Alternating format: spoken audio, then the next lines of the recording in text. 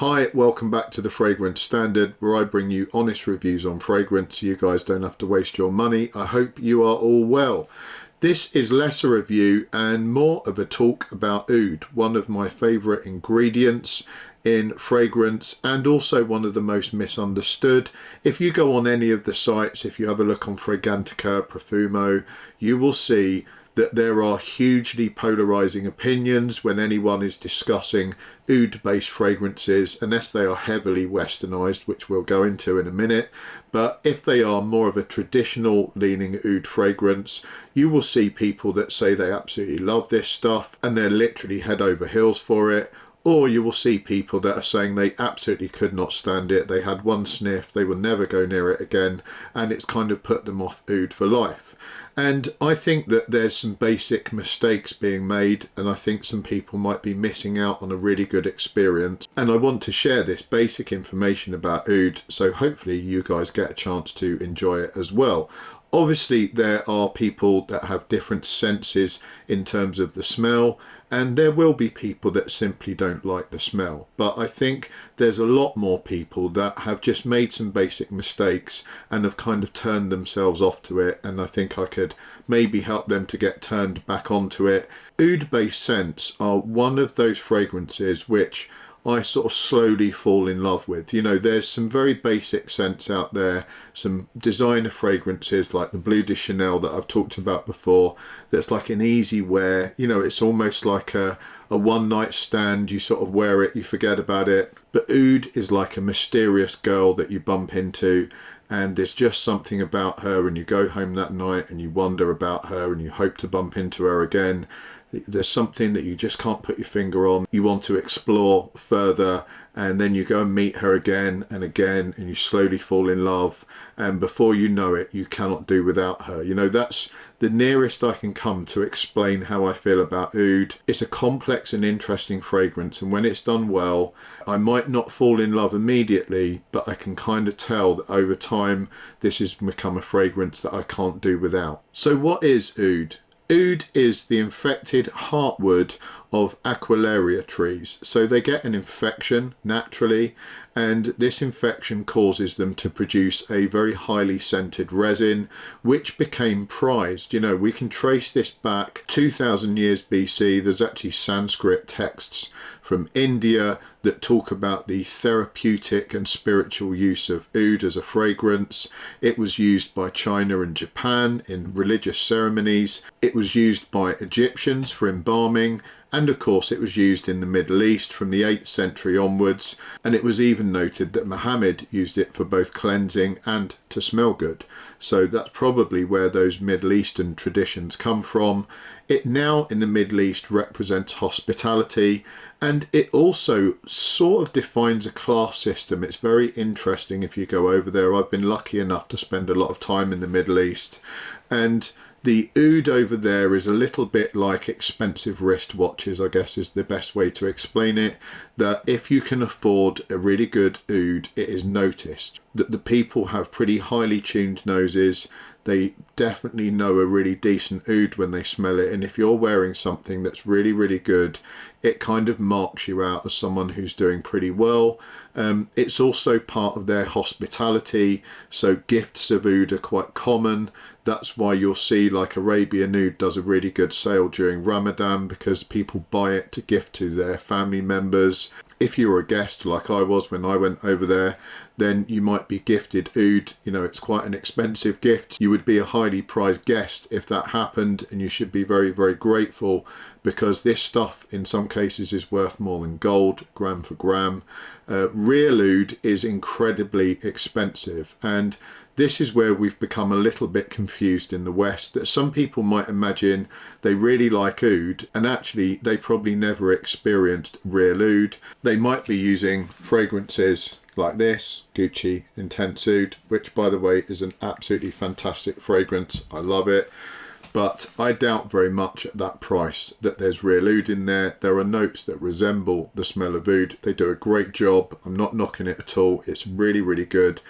but it's quite a tame fragrance. You know, it's a tamed down variant. It doesn't have any kind of rough notes or funkiness or animalic qualities, and that might give people the impression that they really love oud, and then they go to the Middle East, they go to Oman, and they smell some real oud over there, and it kind of blows their head off. Now, part of that problem is the way in which we smell fragrance, and in the West we tend to get a strip in a shop, we get our fragrance, spray it on the strip, and then we basically stick that right next to our nose, and we have a big smell in. Now, if you've got some decent oud, this is Silver Oud by Agarwood, really good oud. I'll do a full review on that one. If you smell it like this, it's potent, it's funky, and if you put it right up to your nose, that first 5 minutes is when the most challenging aromas from the oud are going to be present, and especially if you go right up to the strip, you know, you're virtually touching it, you're going to get a big dose of that, and that's what people imagine the fragrance is going to smell like for the rest of its time on your body. Firstly, oud was never meant to be sprayed on these things. They absorb it. They're always going to smell a lot stronger and a lot different to skin. I've said this before in videos, if you spray a fragrance on skin, some of those more screechy notes or more unpleasant notes really start to calm down just because it's sprayed on skin. So first I would say spray this stuff on skin, you know, put a nice spray on there. People are nervous to do this because they've seen videos where someone's sprayed some of this on their skin and then they've smelt it and they've had a really unpleasant time, and it's just not designed to be smelt immediately. The Arabs would probably be laughing their heads off watching us spraying this stuff and then straight away putting our nose right onto it and kind of recoiling in horror, because you have to let it settle down. That first 3 to 5 minutes is when the most challenging notes from the oud are present, and they are really robust in that time. Someone who is used to using really high quality oud would probably put it on about half an hour or so before they even plan to go out the front door, and that way it's had plenty of time to settle down. The other thing the Arabs tend to do is layer it. So something like this silver oud would just be one of several layers that they were wearing. Commonly they will stand over smoking incense or even smoking oud wood, and they will let that waft through their clothing. Then they would maybe put something like silver oud on that's a little bit heavy, a little bit funky. They might put it on pulse points, often an attar, so like an oil-based oud. They can be incredibly expensive, sometimes thousands and thousands of dollars, and that scent would last a long time. At first, when they put it on, it would probably smell pretty strong and pretty funky, but they're not in the habit of, you know, putting their noses right onto it. As soon as they've put that stuff on, they would then be maybe applying 2 or 3 other scents. Generally speaking, they would mix it with things like a rose scent. That's quite common, and that takes the edge off, you know. So then we're getting into what the Western ouds have done, which is they've got this oud smelling base, and then they've mixed it with some sweeter ingredients to kind of round it off, make it more palatable. It's common for people out there to use maybe 2 or even 3 products and layer them separately, so it would take the edge off that original really funky attar that they had put on. So this has now been on my wrist for a couple of minutes while I've been chatting, and the idea is that oud is designed to be smelt in the air, and that's what you should be aiming to smell if you want to sample what it's going to be like. So simply hold your wrist near to your nose, and then you actually get a really nice aroma. It's lost that animalic touch already. It's still there in the background, but it's nice and rounded now. It's got a smoky, mysterious, incensey feel. It's actually a really pleasing aroma. In fact, this is fantastic. You know, silver oud is a really good fragrance if you're smelling it properly and you're replicating what other people are smelling on you. That's the whole point. You know, when your friends or family walk by you, they're not going to literally run their noses across your body to smell you. They're going to come maybe fairly close to you and smell you and say, wow, that smells great. They might be 2 or 3 feet away. That's what you're aiming to do when you sample this stuff yourself, to see what it smells like on you. You're just going to hold your wrist near and give it a smell. That will be a completely different experience, I promise you, if you wait that first 3 to 5 minutes have a smell a good 10 to 12 inches away at least, that's going to give you a much nicer experience. Then you're going to start to understand why people get so crazy about how nice this stuff is. It honestly is a beautiful fragrance. There's nothing quite like it. And like I said, it's something that you sort of begin to crave. It's almost like an addiction. You know, that you'll meet people in Arabic countries who are literally obsessed with oud. This is something you will definitely start to fall in love with. And you may not think so at the time. You know, you may smell it at first, just a few inches away, and you think, yeah, it smells okay. I guarantee you'll probably wake up tomorrow and you'll think, I might try that again.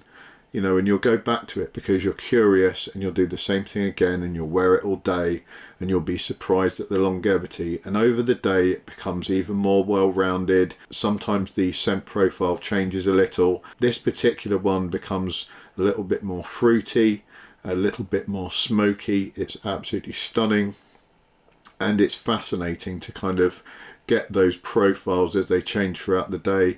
As your body heats up, you get these really pleasing wafts of it. I also dispute this idea that we have in the West about the not wearing it in the heat. You know, imagine these fragrances are made to be worn in the Middle East year round. You know, that it's hot there pretty much year round.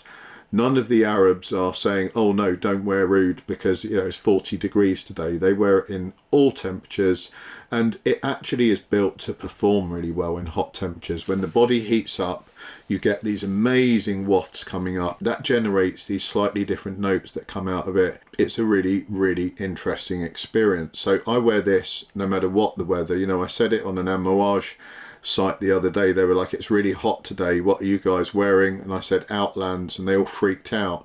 And that's because when they smell that, again, they're putting their nose right up to it, it causes more projection. So if you're getting extra projection and you're sticking your nose right on top of this thing, it's going to be reasonably uncomfortable, right?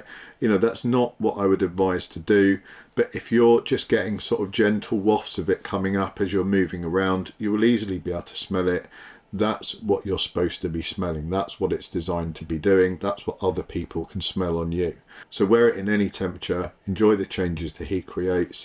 I even wear this stuff to the gym without any issue whatsoever. I also enjoy layering. So you might even use a more traditional oud like that, the silver oud, as your kind of base layer, and then go for something like Initio's Oud for Greatness, which is a lot more palatable. You know, it's a lot more of a westernized type fragrance. Pop a squirt of that over the top, and that will take some of the edge off as well. I don't think the silver oud actually needs its edge taken off. I think it's beautiful on its own. Yeah, really good. You can start creating your own layers there. It's now got this sort of added base layer. It's got that brighter modern Initio take over the top. That's quite a nice pair to put together, and it is incredibly palatable. It will give a whole extra layer of depth to some of your more westernized ouds. It's really good to combine, but like I say, it's just as good to use on its own if you give it time and if you just let those notes breathe and tell their own story.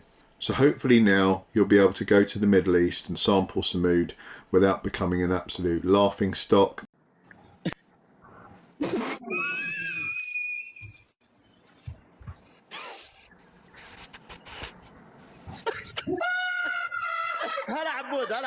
Because I'm sure a lot of the Arabs quite enjoy us when we go over there, telling them that we really like oud because we smelt Paco Rabanne million a few times, and then they probably present the most animalic, barnyardy, fecal option they've got just because they want to watch the show as we stick our noses right on top of it.